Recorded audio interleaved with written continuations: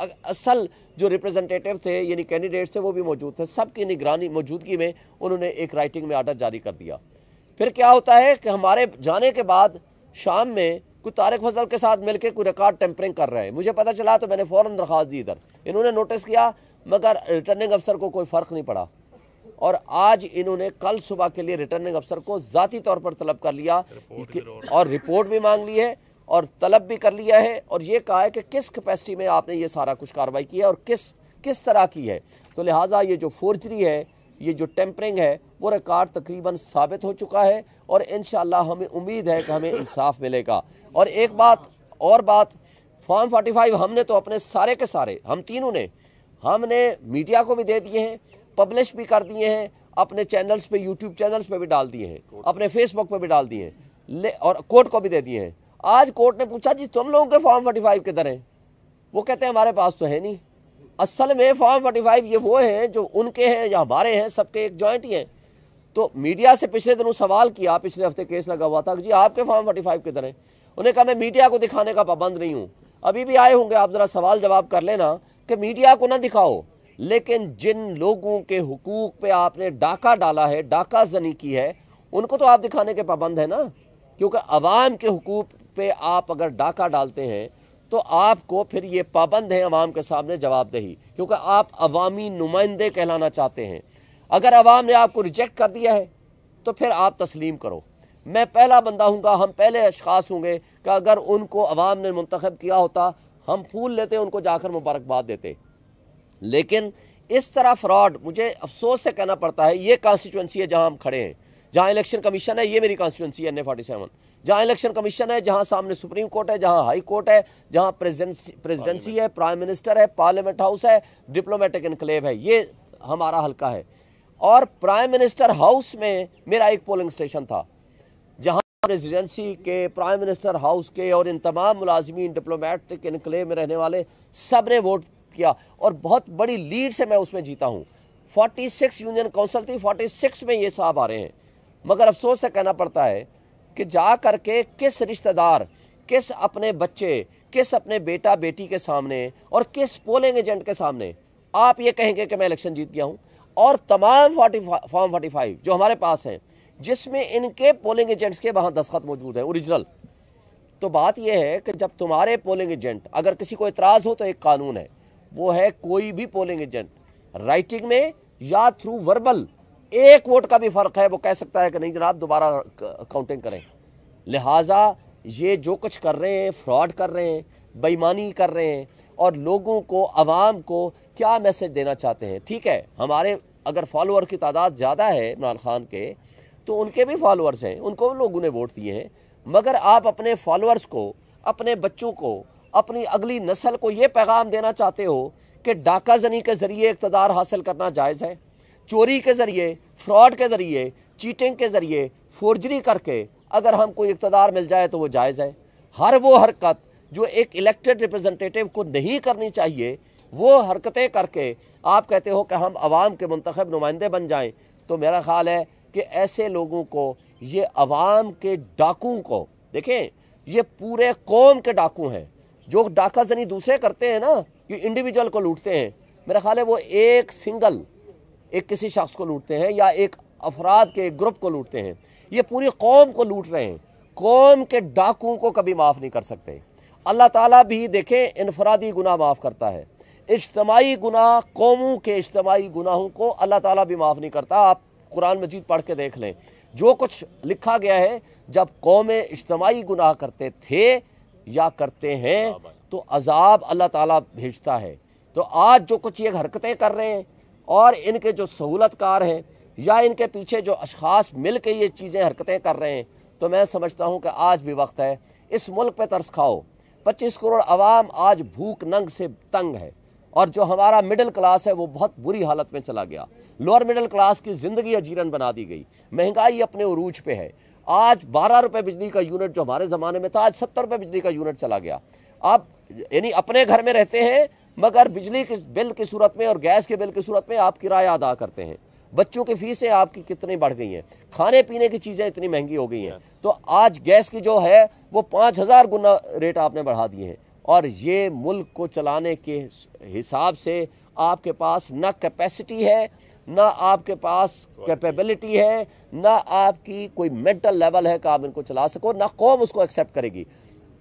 कौम उस लीडर को एक्सेप्ट करेगी जिसको वो वोट देना चाहती है, ताकि अगर वो सख्त फैसले करे, पब्लिक सपोर्ट उसको होगी, लोग उसको लेजिटिमेट मानेंगे।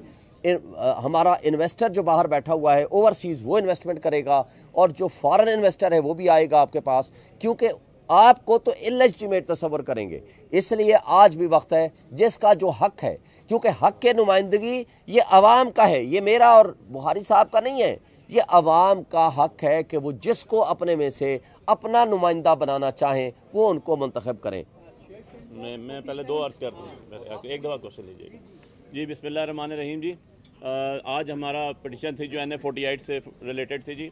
जैसा कि आपको पता है कि उस पटिशन के ऊपर नोटिस हुए थे और हमें इस पर रिस्ट्रेनिंग ऑर्डर भी मिला हुआ था, और गुज़िश्ता कई दिनों से हमने कॉपी अप्लाई की हुई थी कि ये RO का हमें पता तो चले कि वो रिपोर्ट क्या जमा कराता है, लेकिन हमें रात 9 बजे तक हम बैठे रहे, हमारे वकला यहाँ बैठे रहे, लेकिन हमें वो कॉपीज़ नहीं मिली। आज कमीशन ने ऑर्डर किया है कि हमें वो रिपोर्ट तो मिले कि हम देखें उसमें क्या है। जैसे कि शोएब भाई ने बड़ा डिटेल्स से आपको बता दिया कि फॉर्म 45 की क्या पोजीशन है। सिमिलरली जी मेरे 261 पोलिंग स्टेशन थे और 37 यूसीज थी। अल्हम्दुलिल्लाह हमने 37 यूसीज सारी की सारी जीती। फर्दर इसके अंदर ये हुआ कि आज हमने जो पटिशन की थी, जो हमने आज पटिशन की उसके ऊपर जो यहाँ लगी हुई थी, इसके ऊपर नोटिस हुए थे, और हमारे साथ जो हमारे बाकी कैंडिडेट्स जो हारे, जिनमें मुस्तफा नवाज खोकर साहब थे, TLP के अजहर साहब थे, उनकी भी पटिशन लगी हुई थी, उनके भी कौंसल पेश हुए, और उन्होंने भी कहा जी कि हमारी पटिशन भी NA-48 की क्लब करें, जो कि सुबह के लिए ऑर्डर हो गया कि वो भी क्लब होकर आएंगी, और उन्होंने भी अपने फॉर्म 45 जो है वो रखे, जो हमारे और उनके 100% मुताबिकत रखते हैं, जो आपस में बिल्कुल मैच करते हैं। और वहाँ पर पूछा गया जब NA-48 की हमारी बारी आई, तो जो उनकी तरफ से कौंसल आए थे, जो हमसे हारे हुए कैंडिडेट जिनका नोटिफिकेशन किया गया, RO ने अपनी बेईमानी करके, मैं कहता हूँ चोरी करके, जिसका वो इंशाल्लाह भुगतेगा वहाँ के मैंडेट चोरी करने पे, कि भाई आप तो डॉक्यूमेंट्स कोई दे दें, तो उनके पास कोई डॉक्यूमेंट्स देने के लिए नहीं थे। जैसे कमीशन ने कहा आप ही इनको प्रोवाइड कर दे, तो हमने कहा सर ये तो बना रहे होंगे, लाएँ। ये कहते थे कि हमारे फेसबुक पे लग गए हैं और हमारे सोशल मीडिया पे। किस जगह पे हैं? हमने तो हर जगह पेपर बुक्स बाइंड करके भी दी, हमने उनको ऑन एयर भी किया, और हम उस पर स्टैंड भी कर रहे हैं। सो अल्हम्दुलिल्लाह जी, इंशाल्लाह ये इनका जो नोटिफिकेशन है वो तो ऑलरेडी हाई कोर्ट कल सस्पेंड कर चुका है, और होपफुली इनका केस प्रूव होने वाला नहीं है। और ये जो चोरी की गई है, शब खून मारा गया है, अब कोई छुट्टी लेके अफसर उम्रे पे चला जाए, या कोई छुट्टी लेके घर बैठ जाए, या कोई अपने आप को रिपोर्टें देता रहे, ऐसे नहीं होगा। उनको जवाब देना पड़ेगा। वो पब्लिक एक्सचेकर के पैसे से तनख्वाह लेते हैं, वो आपके मुलाजम है, वो आपके लिए वहाँ काम करते हैं, ना कि आपकी वोटें चोरी करने के लिए। कि हमें अलाउ नहीं किया गया, हम फॉर्म 45 लेके खड़े रहे, मीडिया सारा मौजूद था, और मेरा रिजल्ट रुका जबकि मेरा इस्लामाबाद के तीनों हल्कों में सबसे छोटा हल्का था, 261 पोलिंग स्टेशन से सबसे पहले 12 बजे तक सारा रिजल्ट हमारे पास आ चुका था। और लेकिन जब हम 3 दफ़ा गए, और मेरी वहाँ पर लाइव मैंने अपना वीडियो पैगाम भी शेयर किया कि मैं ये बाहर खड़ा हूँ और ये देख लें अंदर सारी एडमिनिस्ट्रेशन पुलिस खड़ी है, मुझे अंदर नहीं जाने दे रही, ये मेरे पास फॉर्म उठाए हुए हैं। तो रात को 3 बजे भी मैंने किया, 4 बजे भी मैंने किया। तो ये इनकी चोरी पकड़ी गई है, और अल्हम्दुलिल्लाह ये जो मैं कहता हूँ नाजायज़ MNAs की तरह फिर रहे हैं, इनके पास ना कोई सवाल है ना कोई जवाब है। आप लोगों को लास्ट टाइम भी इनको हमने निकाला, हमारी पिटीशन में इनको कॉल अप किया गया और ये अवाम में आए, और जो उनका आपका क्वेश्चन का जो उन्होंने रिप्लाई किया वो भी आप सबको बखूबी पता है, और आज दोबारा आए, और इनको हम छोड़ेंगे नहीं इंशाल्लाह। जिन्होंने चोरी किया, जो उनके फैसिलिटेट हुए, हम लीगल फ्रेमवर्क के अंदर रहते हुए, लॉ को फॉलो करते हुए, as a law abiding citizen हम उसको करेंगे। मजीद ये कि ये जो RO है, इसके खिलाफ मैंने कंटेम्प्ट ऑफ कोर्ट भी डाली हुई है, क्योंकि बहुत से ऐसे अहकामात अदालतों से हमने अपने लिए जिनको इन्होंने फॉलो नहीं किया। जिस तरह एक आम फैम शख्स के ऊपर कंटेम्प्ट ऑफ कोर्ट लगती है, कोर्ट को और फॉलो ना करने में, कमीशन के ऑर्डर्स फॉलो ना करने पे, वो इनके ऊपर भी एप्लीकेबल होती है, जो इन पर्सन होती है, और ये जवाब देंगे। बहुत शुक्रिया।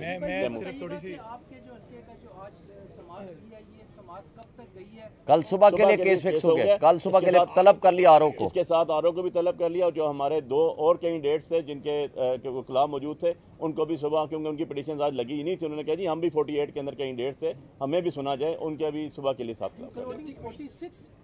46 दूसरे बेंच में था, बेंच 1 में था, हमारा 46 47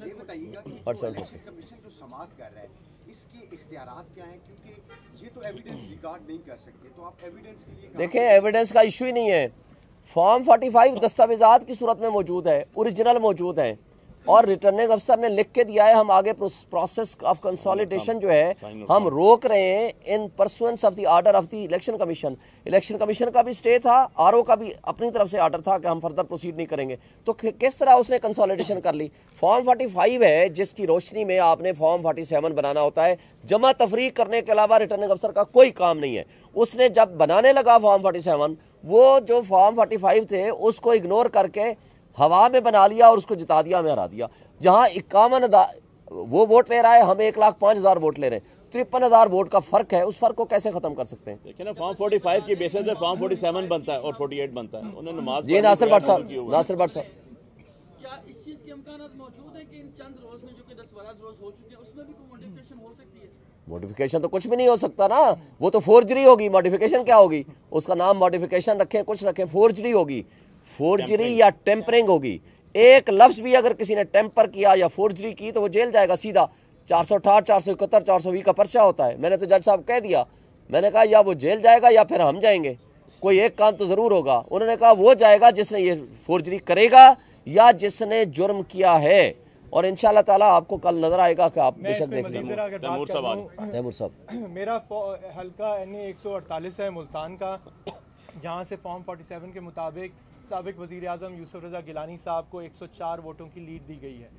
बड़ा मज़ेदार किस्सा है, 2 दफ़ा फॉर्म 47 जारी हो चुका है। एक दफ़ा 9 फरवरी को और एक दफ़ा 12 फरवरी को। दोनों के जो total number of valid votes हैं दोनों में मुख्तलिफ हैं, और दोनों को अगर आप सारे उम्मीदवारों के वोट्स को काउंट करें तो फिर भी मैथ ठीक नहीं है, टेबुलेशन भी ठीक नहीं है। सो मैंने 19 अपने जो पोलिंग स्टेशंस हैं उनका फॉर्म 45 जो हैं वो इलेक्शन कमीशन के सामने रखे हैं। उनको कहा है हर पोलिंग स्टेशन उन 19 के अंदर जो रिजेक्टेड वोट्स ज़्यादा दिखाए गए हैं उस हर पोलिंग स्टेशन पे मैं जीतता हूँ, 19 दफ़ा जीतता हूँ। सो बात ये, अब उन्होंने परसों के लिए हमारा NA 148 का परसों के लिए रखा है। उन्होंने साबिक वज़ीर आज़म यूसुफ रज़ा गिलानी को नोटिस भी किए हैं और RO से रिपोर्ट भी मांगी है। हमें उम्मीद है कि उस तारीख तक उनका नोटिफिकेशन जो जारी किया गया है वो भी सस्पेंड कर दिया जाएगा। अब बात यह है कि जहां इतना वाज़े इलीगैलिटी है on the surface of the matter, तो उसको ये कैसे आगे चला सकते हैं जब तक मामले को रिजॉल्व ना कर लिया जाए। एक सवाल पूछा गया कि फॉर्म 45 और फॉर्म 47 की क्या बात है। फॉर्म 45 जो है वो असल रिजल्ट है, उस पर लफ्ज़ लिखा हुआ है count of the result. Form 47 जो है वो कंसोलिडेटेड स्टेटमेंट है of the results. So RO का काम, और उसको सिर्फ RO साइन करता है कंसोलिडेटेड स्टेटमेंट को, फॉर्म 47 को। जो फॉर्म 45 है, जिस तरह शोएब शाहीन साहब और अली बुखारी साहब ने बड़ी डिटेल में बताया कि उस पर तो मुतअद्दिद सिग्नेचर मौजूद हैं, हमारे पोलिंग एजेंट्स के भी मौजूद हैं, प्रिजाइडिंग जो ऑफिसर था उस हल्के का, उसका डेप्यूटी था, असिस्टेंट, उनके मौजूद हैं, बहुत सारे सिग्नेचर्स मौजूद हैं। असल रिजल्ट वो है। और हमारे सब के हल्कों में हम नहीं कह रहे, जो हमारे मुखालिफ दूसरी पार्टीज़ के उम्मीदवार थे उनके फॉर्म 45 के मुताबिक भी हम जीत चुके हैं। सो अब देखना ये, इनके मामलात इस्लामाबाद के कल लगे हैं, मेरा मुल्तान का NA 148 का परसों लगा है। मुल्तान के जो 2 और मामलात हैं, NA 151 का, मेहरबानो कुरैशी का, PP 218 का, जहूर भुट्टा का, हम उसका अभी भी इंतज़ार कर रहे हैं कि वो कब टेकअप होंगे। सो ये इलेक्शन कमीशन से गुजारिश है कि ये पोस्ट इलेक्शन बड़े अहम दिन हैं, ये रात तक बैठे इन मामलात को लेके चलें। सुप्रीम कोर्ट भी रात 12 बजे तक चल सकती है, तो इलेक्शन कमीशन की हियरिंग्स क्यों नहीं चल सकती। और उम्मीद करते हैं कि इंशाल्लाह इंसाफ अगले कुछ दिनों में ही मिलेगा। इंशाल्लाह। बहुत शुक्रिया। Thank you.